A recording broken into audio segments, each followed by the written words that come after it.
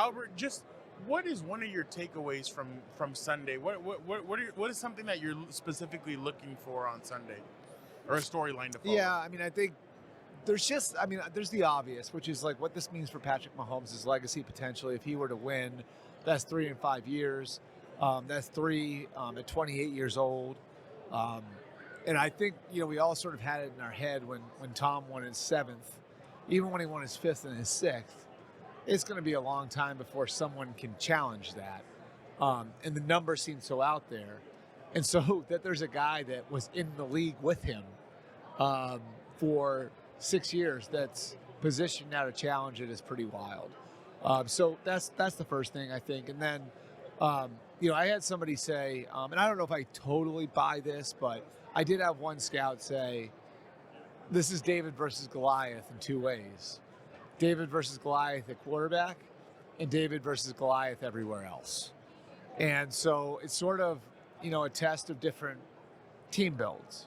The Chiefs, because they've got a big, expensive quarterback contract on their books, are very young in a lot of spots, and they've drafted well, but they're relying on a lot of young players in key spots. The Niners have a galaxy of stars, star players everywhere you look.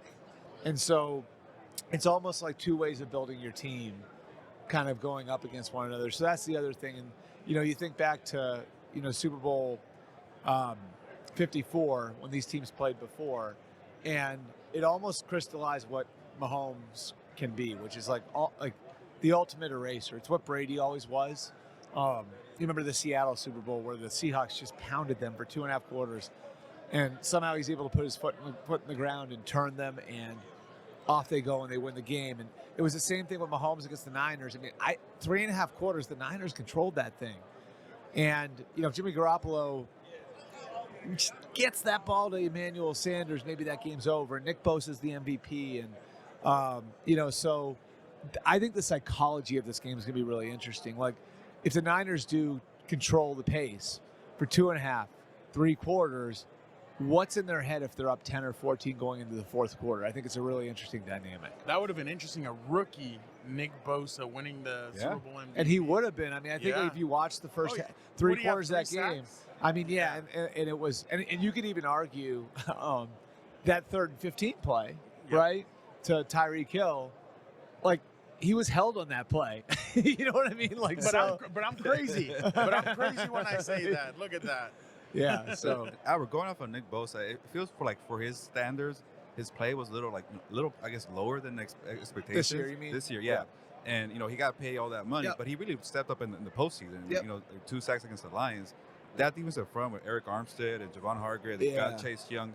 I guess, what you've been hearing, how do people feel about that front so far? That's a big-time storyline. They have not played to the level everybody thought they would. When you look at the raw ability, and again, you name the names, Javon Hargrave, Eric Armstead, obviously bring in Chase Young.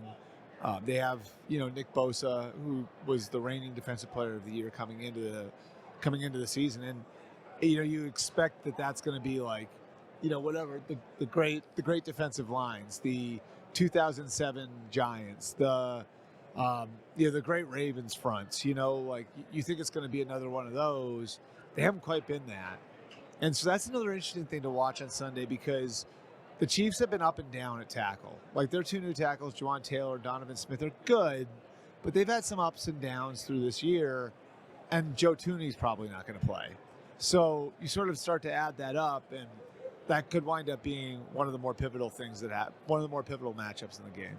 Fran, let me get one more 49ers question. But if they don't win the Super Bowl, do you expect a lot of changes? Brandon Ayuk needs to get paid. Yeah. Do they go for a Kirk Cousins? Brock Purdy can't get it done? I think, no, I don't think there'll be massive changes, but I think you can look at the makeup of their roster. And, I mean, they're going to have to pay the piper at some point.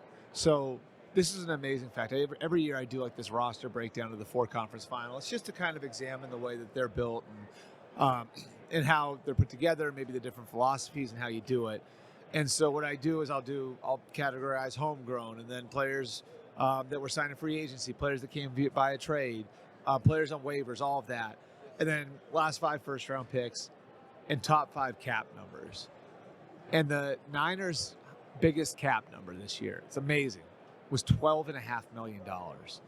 They have 9 guys on their roster making over $14 million a year.